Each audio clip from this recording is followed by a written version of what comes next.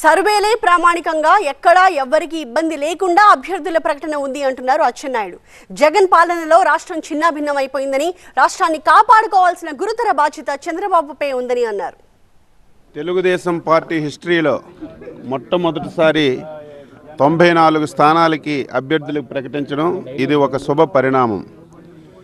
ఇది ఒక ప్రత్యేకమైనటువంటి పరిస్థితి రాష్ట్రంలో ఉంది. ఎందుకు ఈ మాట అంటున్నానంటే, ఒక దుర్మార్గుడి రాష్ట్రాన్ని చిన్నాభిన్నం చేశాడు.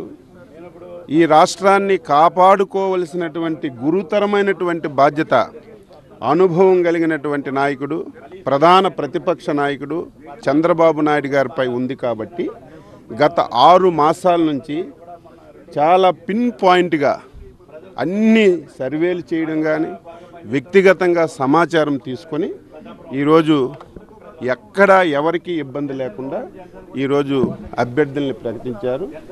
చాలా మంచి పరిణామం.